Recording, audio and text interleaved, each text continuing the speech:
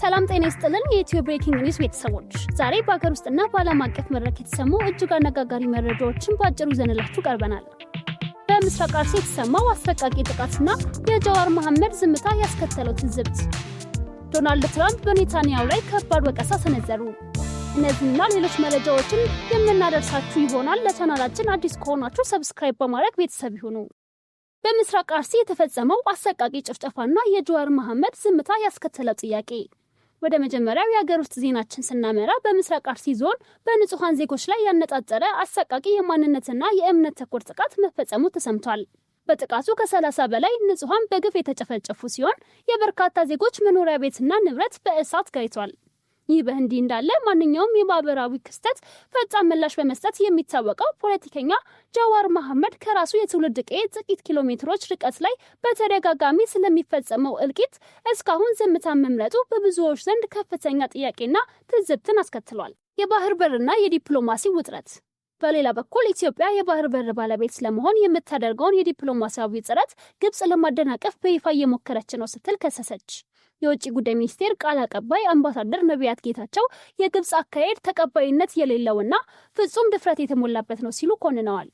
ግብጽ በቅርቡ ከኤርትራ ከሶማሊያና ከሱዳን ጋር ወታደራዊና ኢኮኖሚያዊ ስምምነቶችን በማድረግ ኢትዮጵያን በዲፕሎማሲ የመክበብ ስትራቴጂ የተከተለች እንደሆነ ቢነገርም ኢትዮጵያ የባህር በር ፍላጎቷን በሰላማዊ መንገድ እንደምትቀጥል አስታውቃለች። እንዲሁም በአማራ ክልል ምርጫው እንዲደገም የጠየቀው የንህባ ድንገተኛ መግለጫ።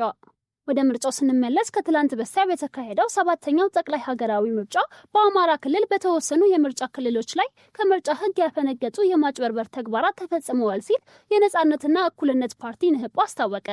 ፓርቲው ባወጣው መግለጫ በደቡብ ወሎ በደሴና በባህር ዳር ከተሞች የመራጮች ካርድ በነጠላ መሰብሰብና ታዛቢዎችን መከልከልን ጨምሮ በርካታ ጥሰቶች መታዘባቸውን ገልጿል። በመሆኑም የምርጫ ቦርድ ጉዳዩን በአስቸኳይ መርምሮ በእነዚህ አካባቢዎች ምርጫው እንዲደገም ጠይቋል። አሜሪካ በአፍሪካ የሚገኙ የቪዛ አገልግሎት መስጫ ኤምባሲዎቿን በከፍተኛ ደረጃ ልትቀንስ ነው። የአሜሪካ የውጭ ጉዳይ ሚኒስቴር ወደ ሀገሪቱ ለመጓዝ ቪዛ ለሚጠይቁ የአፍሪካ ዜጎች አገልግሎት የሚሰጡ ኤምባሲዎቿንና ቆንስላዎቿን ቁጥር በከፍተኛ ደረጃ ለመቀነስ ማቀዱ ተሰማ። አሶሺየትድ ፕሬስ በከፍተኛ የአሜሪካ ባለስልጣናትን ጠቅሶ እንደዘገበው የአሁኑ ወቅት የቪዛ ማመልከቻዎችን በመስጠት ላይ የሚገኙ ከ50 ገደማ ኤምባሲዎች መካከል 30 ያህሉ በቅርቡ አገልግሎቱን ያቆማሉ። ይህ አዲስ መመሪያ በሚቀጥለው ሰኔ ወር 2018 ዓ.ም ተግባራዊ የሚሆን ሲሆን በሀገሪቱ የሚገኙ የቪዛ ማዕከላት ቁጥር ወደ 20 ዝቅ ይላል። ይሁን እንጂ በአዲስ አበባ የሚገኘው የአሜሪካ ኤምባሲ አገልግሎቱን በይፋ ክፍት አድርገው ከሚቀጥሉ ጥቂት ስትራቴጂካዊ ማዕከላት መካከል አንዱ እንደሆነ ተረጋግጧል። እኔ ባለውን ኑሮ እስር ቤት ነበርክ። ዶናልድ ትራምፕ በኔታንያሁ ላይ ከባድ ወቀሳ ሰነዘሩ። የአሜሪካው ፕሬዝዳንት ዶናልድ ትራምፕ እና የእስራኤሉ ጠቅላይ ሚኒስቴር ቤንያሚን ኔታንያሁ በስልክ ባደረጉት ቁጣ የተሞላበት ውይይት በትራምፕ በኩል ጠንከር ያለ ወቀሳ መሰንዘሩ ተሰማ። የኢየሩሳሌም ፖስት የዜና ምንጮችን ጠቅሶ እንደዘገበው ትራምፕ እስራኤል በዓለም አቀፍ ደረጃ ለገጠማት ከፍተኛ ጥላቻ ዋነኛው ምክንያት ኔታንያሁ ራሳቸው መሆናቸውን በግልጽ ተናግረዋል። ትራምፕ በንግግራቸው እኔ ባሉን ኖሮ አሁን ላይ እስር ቤት ትሆን ነበር። እኔ ነኝ እያዳንኩ ያለሁት። አሁን ግን በአንተ ሰበብ ሁሉም ሰው እስራኤልን እየጠላት ነው ማለታቸው ተዘግቧል።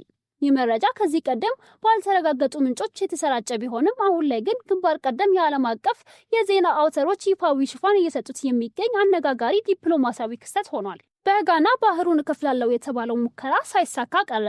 ራሱን ነብይ አድርጎ የሚጠራውና በተደጋጋሚ ስለ ዓለም ፍጻሜ ትንቢት በመናገር የሚታወቀው ጋናዊው ኤቦኖ በእውነተኛ ስሙ ኢቫንስ ኢሹን የሙሴን ታሪክ ለመድገም እጆቹ ወደ ባህሩ ዘርግቶ ባህሩን ለመክፈል ሲሞክር በከባድ ማዕበል ተመቶ ሲወሰድ የሚያሳይ ቪዲዮ በማህበራዊ ሚዲያ ላይ በሰፊው እየተሰራጨ ይገኛል። ይህ በቲክቶክ እና በኤክስ ወይም በቀድሞ ትዊተር ላይ መነጋገሪያ የሆነው ቪዲዮ በብዙዎች ዘንድ በትዝብትና በፈገግታ እየታየ ይገኛል። ግለሰቡ ከዚህ ቀደም እንደ አውሮፓውያን አቆጣጠር ታህሳስ 25 ቀን 2025 ዓ.ም ዓለም ትጠፋለች የሚል የሐሰት ትንቢት በመናገር በህዝብ ላይ ሽብር በመፍጠር ወንጀል በጋና ባለስልጣናት ቁጥጥር ስር ውሎ እንደነበር ይታወሳል። ተመልካቾቻችን ለዛሬ ይዘንላችሁ የቀረብናቸው መረጃዎች እነዚህን ይመስሉ ነበር። አዳዲስና ትኩስ መረጃዎችን ከፈለጋችሁ ቻናላችንን ሰብስክራይብ በማድረግ ቤተሰብ መሆን ትችላላችሁ። ቀጣይ በሌሎች መረጃዎች እስከምንገናኝ ድረስ መልካም ቆይታ።